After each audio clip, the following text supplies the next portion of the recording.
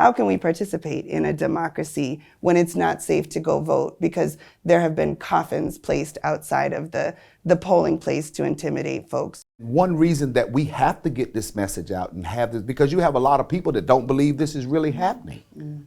They talk about critical race theory, but it's really critical race truths. I want the conversation about white courage.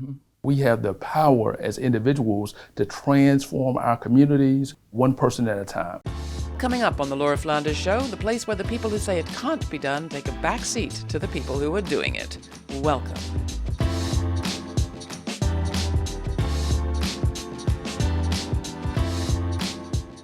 You often hear it said that the safest community in a crisis is an organized community. When a storm hits or the power goes out, who do you turn to for help? Who do you rely on? Who do you know? Relationships can literally save people's lives, the data shows. But what about when organized violence and political pressure is the problem? How do the most vulnerable survive the onslaught, especially right now, of white power backlash 50 years after the passage of the Civil Rights Act? When we were in North Carolina not so long ago, in rural Columbus County, we pulled together a group of long-time organizers from across the state to address exactly this question. We had too little time in that episode for the richness of all that conversation, and so we created this standalone episode. Here you'll hear from Curtis Hill of the Columbus County NAACP and Keith Rivers, president of the Pasquotank NAACP, as well as the CEO of a communications group, Sunshine Station Incorporated.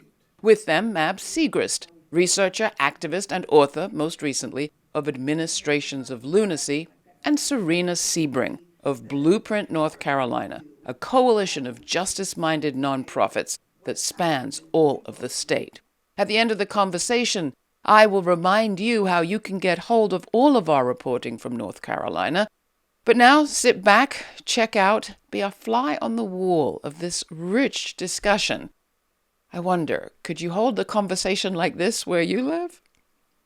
Columbus County is located in the southeastern part of the state of North Carolina. It borders South Carolina, so it's at the furthest tip on your way to travel to Myrtle Beach and places. You ride right through Columbus County in parts.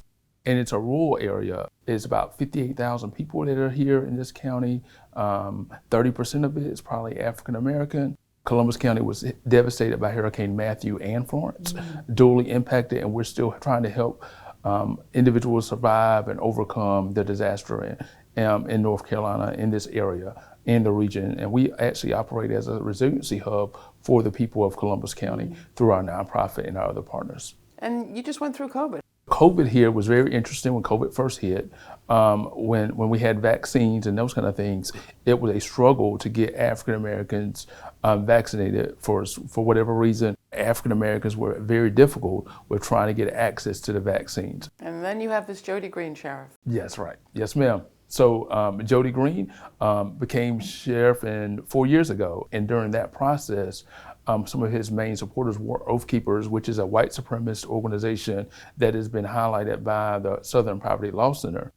But the sheriff had a close relationship with those individuals. You're in North Carolina, but a different part of the state. As you're listening to his story, what do you want to share about where you're from?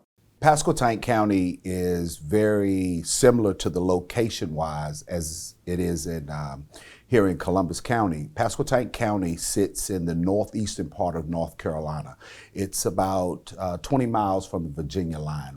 On April the 21st of 2021, sheriff's deputies murdered Andrew Brown Jr., a man that was fleeing in a vehicle. He was shot in the back of the head by a high-powered rifle in a school zone, 8:30 in the morning, 8:30, 9 o'clock in the morning on a Wednesday. They actually drove up on a pickup truck to issue a non-violent drug warrant. This gentleman backed up and went away. And you know, even in the Western days, you couldn't shoot somebody in the back. And it's painful. And you know, sometimes we see it in larger cities, but when it's in the smaller communities, and you know that person, you know the family, You still see his children. And then you imagine that you have to go and pay taxes every day because you're paying for those deputies that murdered him to get up and go to work every day. And the only thing the sheriff can say is that I'm going to do more training. This whole conversation is happening against the backdrop of the January 6th investigation. And a lot of people are expressing shock, horror, surprise at what played out there. You see this entire county from the north to the south. Have you been reacting to the national discussion about violence, accountability, democracy? So our partnership is really concerned with building an anti-racist and inclusive democracy. And so when I hear stories about what folks are experiencing in Columbus County or in Pasquotank County, I ask, does this get us closer or farther away from a true democracy and the practice of democracy for all the people of North Carolina? When people don't feel safe, how can they participate fully in our governing of our communities? And so I think that the questions of sheriff accountability or of responsiveness to the needs of community, which are broad, include COVID-19, include disaster relief, and also include safety. I know that Black people have to have a seat at that table and have to be able to express the needs of our communities. And it sounds to me like we need to connect these stories. And what about you, Mab? Why are you here? What's your piece of this, and how are you reacting to what you're hearing? Well, I have to start in 1949, born in Alabama, Tuskegee in 1949, on the cusp of the end of apartheid, basically, in the South and in my state, and born into what I politely call a very conservative family. I had Klan great-grandfather, another great-great-grandfather helped steal an election from a populist insurgency in the 1890s. My father was White Citizens Council. My parents helped organize an entire private school network in Macon County. I didn't learn this whole genealogy as a child, but I put it together. And finally, a distant cousin, I didn't know him, shot and killed Sammy Young, a SNCC worker, first SNCC worker killed in the civil rights movement. So it was quite a legacy to unpack, and I've taken a lifetime to do it. And I had enough experiences getting glimpses and then the sharp impact of that culture when I was a child to be very determined that I will never go back to it. You know, I will never go back to it. And I recognize enough the markers of what people are trying to go back to be more than alarmed, more than alarmed. Where do you think we stand as a country? We've had moments of expanding democracy, expanding the franchise, moving forward in a progressive direction towards this multiracial project that is America. And we've always had sort of backlash, retrenchment. Where do you think we are right now, Curtis? I would say that we are at a pivotal point in American history right now. If we think about it, if we can go back to the 60s and the 70s and the 80s, and as a child, I guess I'm adopted, so into Columbus County, this area, but my mother was, my adoptive mother, or my mom, she was a freedom fighter she was really a freedom fighter. She got arrested in Alabama in the 60s, right? She comes to Columbus, doing SNCC and that kind of thing. She was elected official, an African-American woman, the first one in her town to be elected to the town council. And actually, the town that she was elected to, when they expanded, it was the last town to really integrate in the state. So the small town of Brunswick. So that's her legacy. So we stand here realizing that we have to continue the fight, right? And even though she passed on April the 30th, right? Who would think we'd be full circle here doing this fight again, right? What we're fighting for is the opportunity for not just for me, but for children, for Keith's daughter and everybody's child to have an opportunity to really enjoy the richness of what America can be, right? What it's written down to be and the expansion of it. And we can always see, as we're thinking about this right-wing piece, it's not just African Americans' rights, it's women's rights, LGBTQ people's rights, it's people with disabilities. I sit here as a person with a disability, my rights are being assaulted. So when you think about it, this is a full assault on everybody's rights in America. And I believe that we have the power as individuals to transform our communities at one person at a time, having real courageous conversations and not just talking about it, but empowering each other and understanding and being a leading voice. Because I can remember when all that stuff was going on with Keith up in Pasquotank, I would try to make beeline phone calls to him every day to encourage him as he was going on, because that's the importance of the movement, because we don't have a lot of people doing this work. Information is a powerful tool. Where we live, all of our TV stations come out of Virginia. So if you have satellite, you get no North Carolina news. You get one station, but it comes out of Wilmington, North Carolina. That's if you have cable. Satellite, of course, is no news. So many times you can create apathy by not disclosing or disseminating the information that creates, look at the fight in North Carolina with teaching the critical race theory in school. But the last time I checked, it passed 112 to 0 to teach about the Holocaust. With no mistake made, that's a good thing. But the critical race theory is just as important. Well, they talk about critical race theory, but it's really critical race truths. And I found in my childhood, once I started to see, like the civil rights movement in the nonviolent part of it really broke open the lie that white supremacy was supreme and that it wasn't just embedded in violence. You know, it brought the violence to the surface. And I saw that, and it took me maybe another 20 years to deal with it, but I went to history. I went to reading about things. I was fortunate to be born in Macon County, had the most black people percentage-wise of any county in the United States, 85% black, 15% white. So I have experienced white minority rule. And I started reading, but also, once I came out as a lesbian, becoming active in anti-Klan movement with my friend Christina, who's sitting right over there, when we worked all across the state, tracking down the worst Klan and Nazi movement in the country. Cracked 2 out of 3 of the groups, got 17 white men in jail. Wouldn't brag about that so much today, but but actually I do, you know. So it's not just how do you know something? Like if we want information, how do you know something? You don't just know it abstractly. We know it in practice. You know, we know it in what we do, how we encounter reality, how we think about it, who we do it with, and what our goals are. You know, and if we're not interacting like that, I was finishing up a PhD in English literature with a dissertation on William Butler Yeats at the time, and I learned so much more working with Christina across the state because the racism was palpable. You know, you were in communities and you're working with grieving families, also queer families too, and then you're trying to do something about it. So it was really a laboratory, which is all it is, because clearly I hadn't figured this out. So I changed in that process in the ways that I had wanted to do. And I got to be friends with wonderful people like these in courageous conversations. Your project is a lot about listening to the grassroots. Yes. What are you hearing?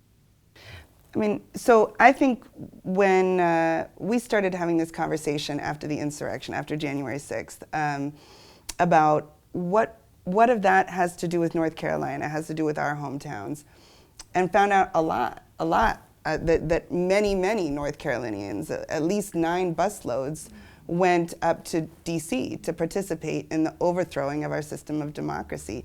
And then when they came home, they didn't stop being insurrectionists. They continued to build on what has been momentum at a grassroots and county by county level ever since.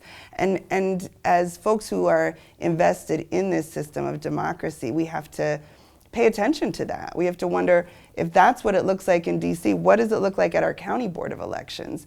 What does it look like at our polling places? And the answers to those questions are also built on top of a past in which the racism and the white supremacist practices of those institutions in our communities have been a consistent challenge to an inclusive and anti-racist democracy. So I see the insurrection at home, and I hear from our partners the impact of that on local decision making about safety and how can we participate even. how can we participate in a democracy when it's not safe to go vote because there have been coffins placed outside of the polling place to intimidate folks? When our law enforcement, instead of protecting elections, often scares people away from voting and doesn't respond to problems with voting in a way that actually increases participation. And we have to build from the ground up because the system itself is old. The system is over 400 years old, as is this crisis in democracy. This crisis is not a new one. It is old as our country, and it is local, not far away. That is what I hear. So often in movements, we don't want to engage with people where they are and experiences and validate their experiences. So often when you're having a conversation with folks, a real conversation, right? Not talking at someone, you got to know the person. And you got to build relationships with them throughout your community that folks understand, oh, this guy is real. He's authentic in his very truth, right? He's not making it up or she's not making it up. They have to know who you are, especially because in the rural South, as we are, we're very relational people. People will stop Keith and talk to Keith. People will stop me and talk to me. It's different from when I go to Raleigh or Durham. People aren't going to stop, but it's those relationships that are from generations. And when folks realize that this person is really here for me, right? And they can make that connection and you cared enough about me to remind me to go vote and to educate me about the issues that are on the ballot, folks really start believing that you're the person that you say you are. And I probably at the beginning should have said that the sheriff that we have now and the climate that he has created in Columbus County that has really made people, you might have had a friend before or you thought you did, but now they're scared to even talk to you. They're even scared to have real conversations about these issues because of the climate that he has created in this county, him and his people.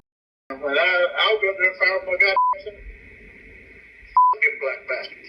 They think I'm scared? That's stupid. It's important to note when it comes to the sheriffs, their power, okay? The sheriff is elected and they write their own policy. When we looked at what it took to remove a sheriff, you had a better chance of trying to remove the governor. You actually have to have local judges and a district attorney and so forth in order to remove a sheriff. So when you carry that type of power, you know, the president has the United States military. The governor has the National Guard. The sheriff has armed deputies that he can move and determine what is right and what is wrong with very little consequence. What I hear when you're talking is about this intimidation, you know, like what you just described with the county commissioners and the law enforcement surrounding, and I think about racial terror as a political strategy. And how effective it still is, and that we don't name this intimidation, this racial terror, as the same as the terror of lynching, as the same as the terror of Wilmington, and that is, I think, the lesson that we have to make it visible all over again and again. We have to say this is terror. And this is anti-democracy. This is against what we've said we want. I mean, in Columbus County, we had a George Floyd rally. It wasn't like a typical George Floyd rally. We had a bunch of ministers and white folk and everything coming together for a George Floyd rally about Black Lives Matter, right? In Columbus County, walked downtown Whiteville to there and had police protection and all that. And then, as you all are aware, because he is the sheriff, he has auspices of being in control of any county building or the courthouse. So he has, at the rally, he has snipers pointed down at folks at that rally. You see what I'm saying? This is the kind of nature of what we're dealing with, the pure brunt of intimidation to folks. And it was a peaceful rally with nobody making anything out of the way. We had ministers up there and all that kind of stuff. No young folks were out of control. And at that moment, he decided to show that kind of force with folks with AR-15s and all that stuff, guns pointed down in position, pointed down at the crowd. What does our bravery, what does white courage look like in this moment, ma'am? What does it mean for white people to be in courageous conversations? You know? And the main thing it takes is courage. And there's a lot of talk in white folks' anti-racist organizing stuff about white fragilities. I want the conversation about white courage.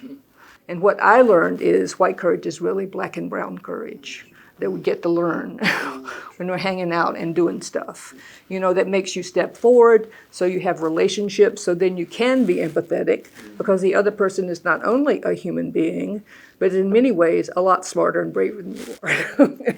And so there's much to learn, especially in this world where we're all going to be in reduced resources because of climate change, and the folks who know how to do that the best are the people who've had the least resources and know how to deal with it. Also, this kind of repression is going to be the same thing, So I would invite people into these conversations to take risks because you'll get your life. And if you think you can wait it out, you have about 2 years, and then you're going to be in a situation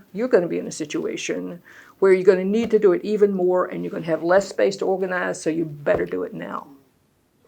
Learning about what's happening here isn't just about what's happening here either. Why is it important for people to know what's happening here in North Carolina? After the movement in the 60s and 70s and 80s, we were told that discrimination went away, whether it was gender, whether it was color, religion, everybody gets along. So we stopped having that conversation.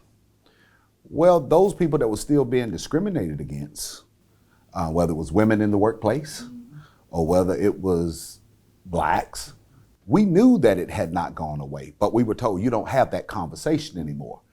And that allowed these extremists to slowly put together a plan. And now they're executing their playbook. And one reason that we have to get this message out and have this, because you have a lot of people that don't believe this is really happening.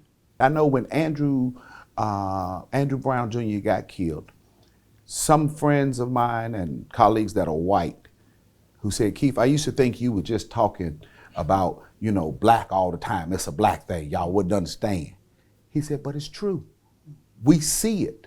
We see a community that has white people in it who will say, let's just move on, but let's not do anything or have any type of accountability.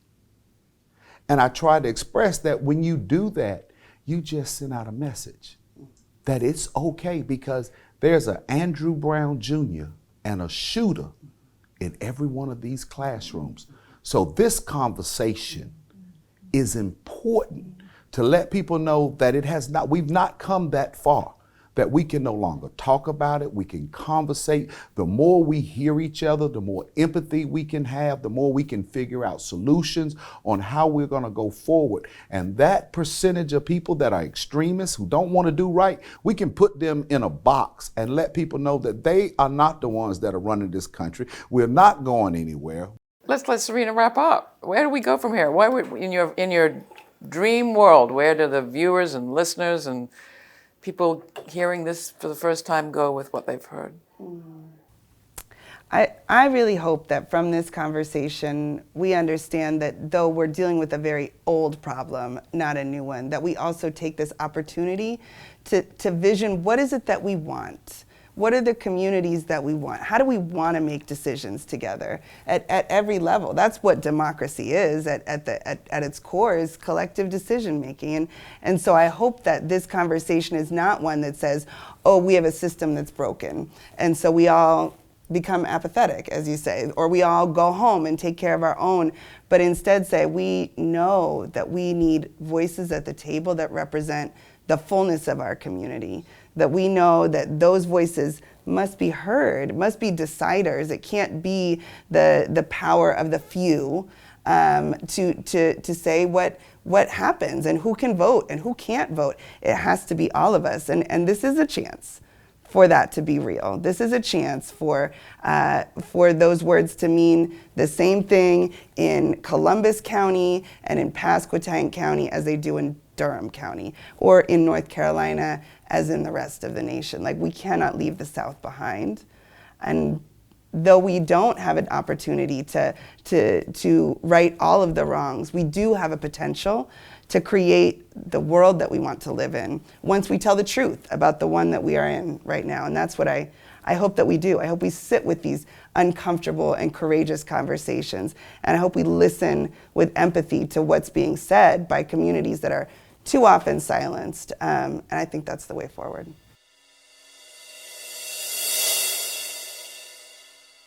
Well, that's it for this time. Don't forget, we release all of our unedited conversations to our podcast subscribers. You can subscribe at our website. And if you want to find our reporting from North Carolina on the roots of the January 6th insurrection right there, check out our archives. Till the next time, stay kind, stay curious. Thanks for joining us. I'm Laura. For more on this episode and other forward-thinking content, subscribe to our free newsletter for updates, my commentaries, and our full uncut conversations. We also have a podcast. It's all at lauraflanders.org.